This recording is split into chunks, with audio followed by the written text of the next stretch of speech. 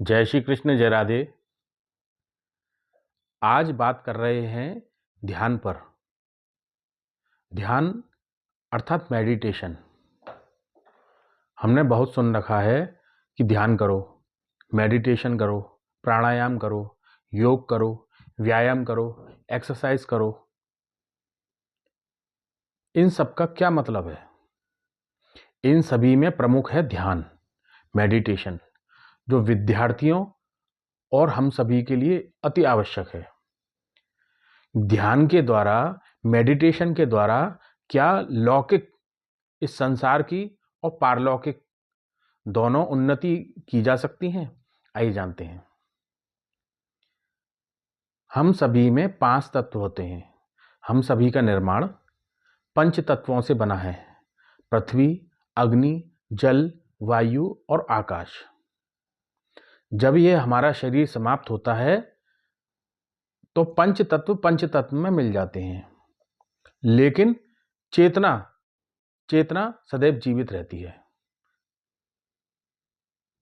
अब बात यह निकल के हमारी एनर्जी, हमारी चेतना जो हमारे साथ जीते जी है और जीने के बाद भी है, वो किस रूप में है, इसके ऊपर मैंने और भी कई वीडियो बनाए हैं।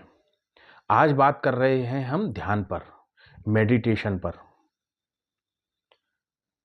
ध्यान करने का सबसे सरल तरीका है हम अपनी गहरी गहरी और लंबी लंबी सांसें लें नाभि से।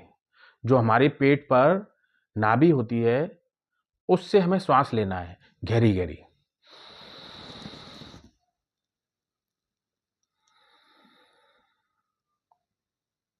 श्वास को इस प्रकार लेना है, हमारी कुछ लोग उथली पुथली श्वास लेते हैं केवल छाती तक।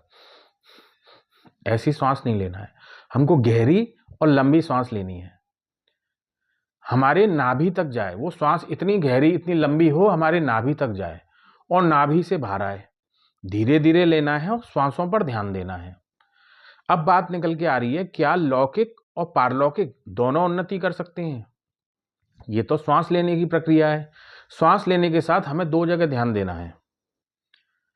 पहली, हम सभी में 7 चक्र होते हैं। मूलाधार सबसे नीचे वाला, उससे ऊपर स्वादिष्ठान, उससे ऊपर मणिपुर नाभि के पास, और 4 चक्र ऊपर होते हैं। अनाहत, जिसे हृदय चक्र बोलते हैं, विशुद्धि गले पर, आज्ञा चक्र और सहस्त्रार चक्र। 4 चक्र ऊपर होते हैं।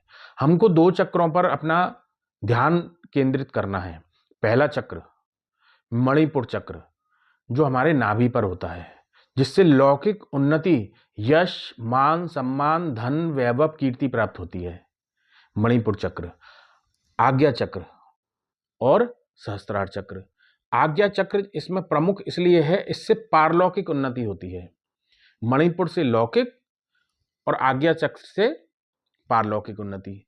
हमको जब गहरी गहरी लंबी लंबी श्वास लेनी है तो श्वास लेते समय हमें इन 2 जगह पर अपना ध्यान केंद्रित करना है, मणिपुर पे और आज्ञा चक्र पर। जब श्वास भीतर जाए तो मणिपुर पर फोकस करें और बाहर निकले तो ऐसा महसूस करें आज्ञा चक्र से हमारी श्वास बाहर आ रही है। तो 2 चक्रों पर हम अपने ध्यान को केंद्रित कर पाते हैं। आंख बंद कर लें, श्वासों पर ध्यान दें और चक्रों पर ध्यान दें। आपने कोई नाम का उच्चारण नहीं भी किया, मंत्र का उच्चारण नहीं भी किया, केवल श्वासों पर ध्यान किया और अपने चक्रों पर ध्यान किया, मणिपुर चक्र और आज्ञा चक्र, तो ही हमारा उद्धार हो जाएगा। उन चक्रों पर ध्यान केंद्रित करके, उन चक्रों पर फोकस करके। कौन से 2 चक्र बताए मैंने? मणिपुर चक्र नाभि के पास और आज्ञा चक्र। हमारे 2 आईब्रो हैं, आईब्रो के बीच में आज्ञा चक्र होता है। इस पर मैंने कई वीडियो बनाए हैं, आप जाके देख सकते हैं। इन 2 पर हमें ध्यान को केंद्रित करना है, गहरी गहरी और लंबी सांस लेनी है और इस अभ्यास को दिन में कई बार करना है। यदि ब्रह्म मुहूर्त में करते हैं सुबह 3 से 5 के बीच में तो बहुत अच्छा है, या अब पूरे दिन में आपको जब भी शांति का समय मिले, पीस मिले, अब इसको आप कीजिए। आप देखेंगे कुछ ही दिनों में, कुछ ही महीनों में आपकी दोनों उन्नति होने लग जाएंगी। यह अनुभव की बात है। जय श्री कृष्ण।